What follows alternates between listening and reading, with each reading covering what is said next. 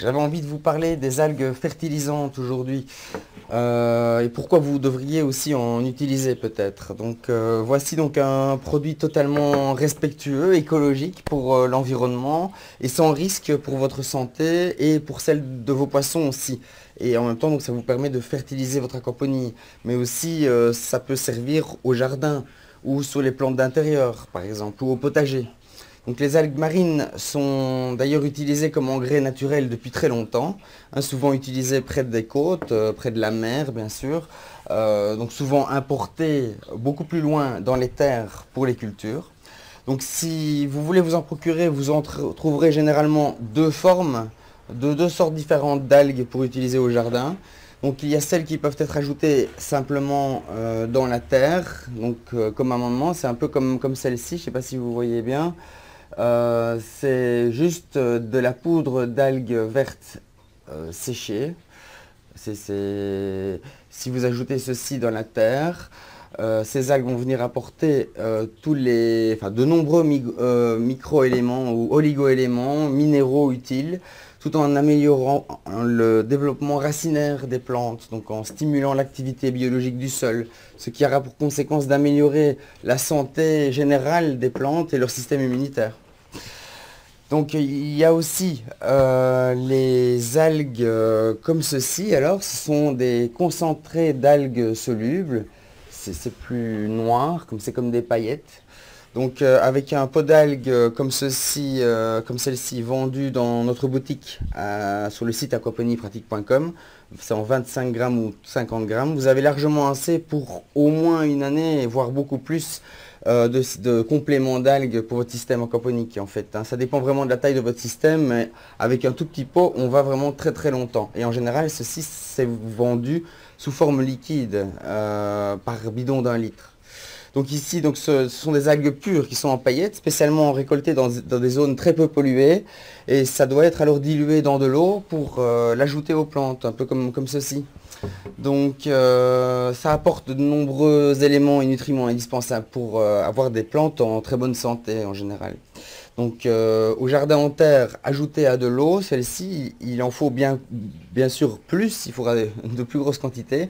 Mais si vous voulez donner un petit coup de boost à certaines plantes, eh bien, ça va vraiment leur donner un petit coup de tonus, quoi. Donc, par exemple, lorsque les plantes viennent d'être transplantées, eh bien, ça peut être une solution pour un petit peu les aider.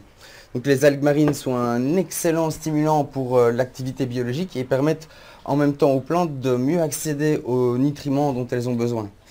Donc c'est tout bonus. Donc voilà, ces algues fertilisantes contiennent beaucoup de choses. Donc elles contiennent, comme je vous ai dit, des micronutriments, des oligo-éléments, mais aussi des vitamines. Donc les vitamines C, D, A, B12, B1, B2 et B5. J'ai réussi à les retenir. Donc tous ces éléments seront donc disponibles pour les plantes en fonction de leurs besoins. Donc il y a aussi du calcium, du magnésium, qui sont présents dans les algues et ça va encore ajouter une action supplémentaire pour un bon équilibre du sol et pour aussi réguler son acidité. Donc il y a différentes façons d'utiliser les algues fertilisantes. Donc les algues solubles, mais ça c'est assez facile. Donc elles seront liquéfiées, comme je vous ai dit, dans de l'eau. Hein. Il faut vraiment une toute petite cuillère. C'est donc avec cette sorte d'algue qu'on va travailler pour l'aquaponie.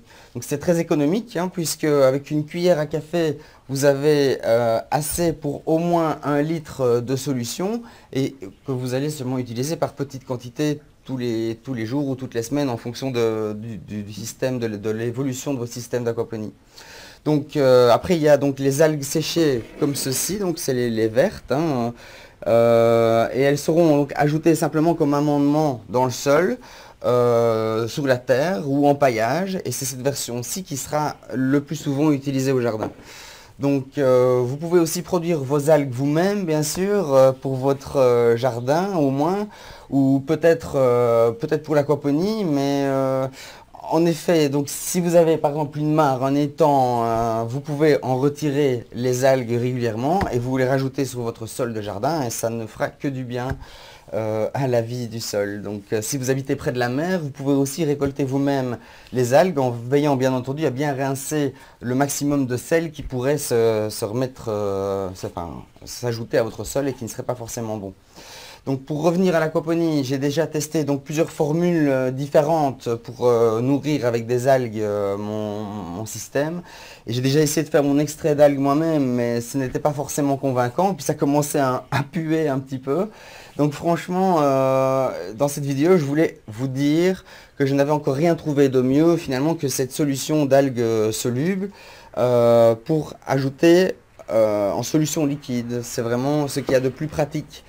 Donc c'est toujours bien utile d'en avoir sous la main et de pouvoir en ajouter régulièrement en fait dans votre système.